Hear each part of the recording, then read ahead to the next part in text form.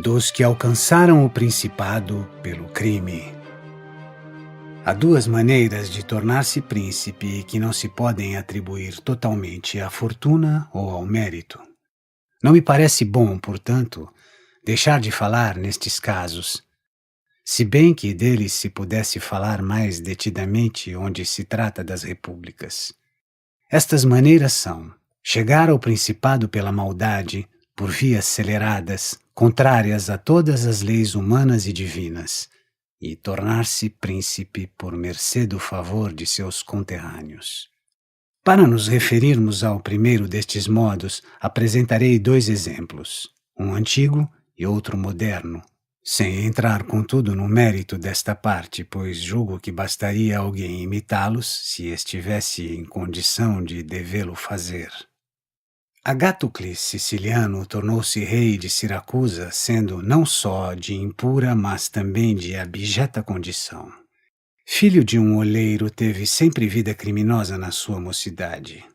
Acompanhava as suas maldades de tanto vigor de ânimo e de corpo que, ingressando na milícia, chegou a ser pretor de Siracusa por força daquela maldade. Neste posto, deliberou tornar-se príncipe e manter pela violência e sem favor de outros aquele poder que lhe fora concedido por acordo entre todos.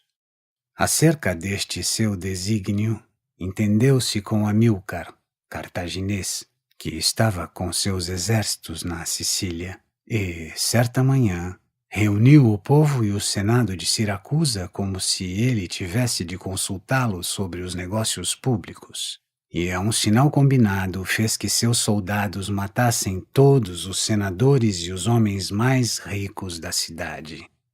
Mortos estes, apoderou-se do governo daquela cidade e o conservou sem nenhuma hostilidade por parte dos cidadãos. E apesar de os cartagineses haverem rompido com ele 2 vezes e, por fim, assediado a cidade, pôde não só defendê-la, como deixando parte de sua gente para garanti-lo contra os inimigos, com outra parte assaltar a África. Em breve tempo liberou Siracusa do assédio e reduziu os cartagineses a uma condição miserável. Foram estes coagidos a entrar em acordo com Agatocles, deixando-lhe a Sicília e contentando-se com a posse da África. Considerados, pois, suas ações e méritos, não se encontrará coisa ou, senão muito pouca, que se possa atribuir à fortuna. Como antes foi dito, não por favor de quem quer que fosse, mas passando por todos os postos conquistados na milícia através de inúmeros dissabores e perigos, é que alcançou o principado que manteve depois, à força de tantas decisões audazes e cheias de perigos. Ainda que não se possa considerar ação meritória a matança de seus concidadãos, trair os amigos, não ter fé, não ter piedade nem religião, com isso pode-se conquistar o mando, mas não a glória. Mas, considerada a habilidade de Agatocles no entrar e sair dos perigos, e sua fortaleza de ânimo no suportar e superar as coisas adversas, não há por que julgá-lo inferior a qualquer dos mais ilustres capitães. Todavia, a sua bárbara crueldade e desumanidade e os seus inúmeros crimes não permitem que seja celebrado entre os mais ilustres homens da história. Não se pode, pois, atribuir à fortuna ou valor aquilo que ele conseguiu sem uma e sem outra. Em nossos tempos, sob o reinado de Alexandre VI, Oliveroto de Fermo, que ficara órfão alguns anos antes, fora criado por um tio materno chamado Giovanni Fogliani. Nos primeiros tempos de sua juventude, dedicou-se à vida militar sob a direção de Paulo Vitelli, a fim de que, afeito àquela disciplina, alcançasse algum alto posto na milícia. Morto Paulo, esteve sob o comando de Vitellozzo, seu irmão, e dentro de pouco tempo, como fosse engenhoso, forte e valoroso, tornou-se o primeiro homem de sua corporação. Pareceu-lhe, porém, coisa abjeta continuar a servir com outros e auxiliado de alguns cidadãos de Fermo, que preferiram a servidão à liberdade de sua pátria e com a ajuda de Vitellozzo quis ocupar aquela cidade. E escreveu a Giovanni Fogliani dizendo que, como estivera muitos anos fora de casa, desejava ir visitá-lo e a sua cidade para conhecer o seu patrimônio, e como não trabalhara senão para conseguir honras, a fim de que seus concidadãos vissem que não perdera o tempo em vão, queria ir em grande pompa e acompanhado de 100 cavaleiros, seus amigos e servidores. Rogava ao tio que se servisse de ordenar aos cidadãos de Fermo que o recebessem com homenagens. Isso representaria uma honra para o tio que o tinha educado. Giovanni não deixou de atender na menor coisa ao seu sobrinho. Recebeu-o com grandes festas, alojou-o e a sua comitiva na própria casa. Passados alguns dias, estando tudo pronto para que ordenasse o necessário à sua futura perfídia, organizou um banquete soleníssimo para o qual convidou Giovanni Fogliani e todos os homens de maior destaque da cidade de Fermo. Terminado o banquete e os divertimentos da praxe, Oliverotto propositadamente encetou uma conversa a respeito de assuntos graves, da grandeza do Papa Alexandre e de César, seu filho, e dos seus empreendimentos. Tendo Giovanni e os outros expendido também considerações a respeito, ele, a um dado momento, levantou-se e disse que aquilo era coisa que se devia discutir em lugar mais reservado. Dirigindo-se a seguir para um aposento ao lado, todos os outros o seguiram. Logo que se assentaram, saíram de esconderijos soldados que mataram Giovanni e todos os outros. Depois desse homicídio coletivo, Oliverotto montou a cavalo e percorreu a cidade e assediou o Supremo Magistrado em seu palácio.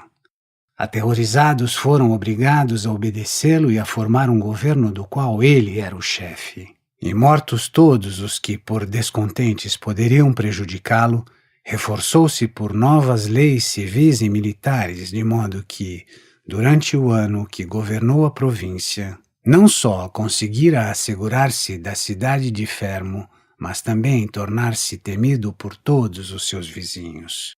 E seria difícil tomar-lhe a cidade, como aconteceu com Agatocles, se não se tivesse deixado enganar por César Borgia, quando este, em Sinigália, como se disse antes, aprisionou os Orsini e os Vitelli.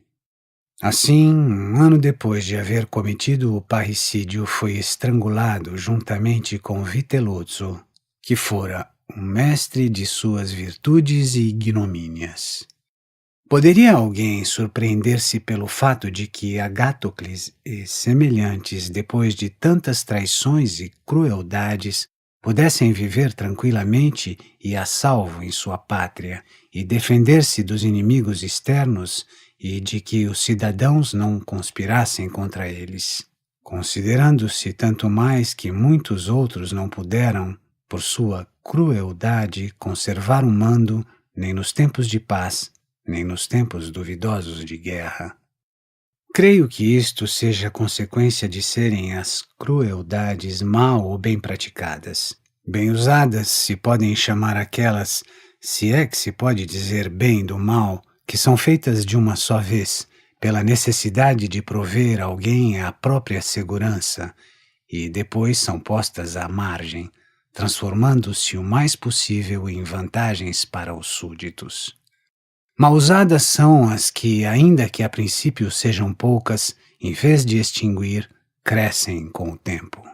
Os que observam a primeira destas linhas de conduta podem, com a ajuda de Deus e dos homens, encontrar remédio às suas consequências, como aconteceu com Agatocles.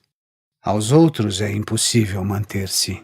É de notar-se aqui que, ao apoderar-se de um Estado, o conquistador deve determinar as injúrias que precisa levar a efeito e executá-las todas de uma só vez, para não ter que renová-las dia a dia.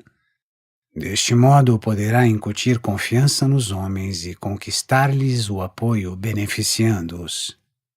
Quem age por outra forma, ou por timidez, ou por força de maus conselhos, tem sempre necessidade de estar com a faca na mão e não poderá nunca confiar em seus súditos, porque estes, por sua vez, não se podem fiar nele, mercê das suas recentes e contínuas injúrias.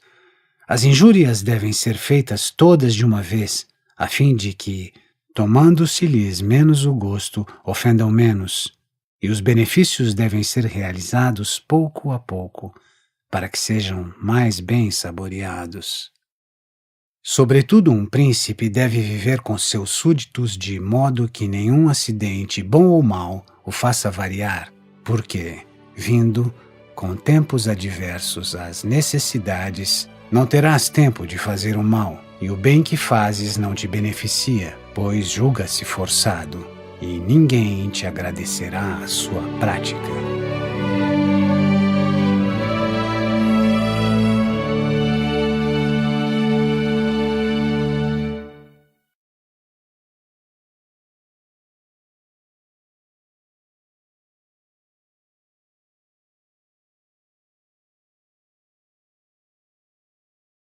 Se pudesse falar mais detidamente onde se trata das repúblicas.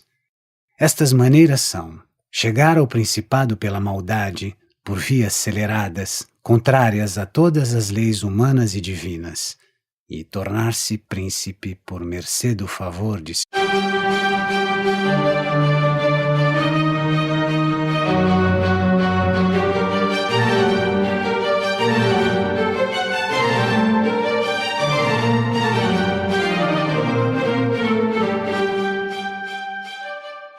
dos que alcançaram o principado pelo crime.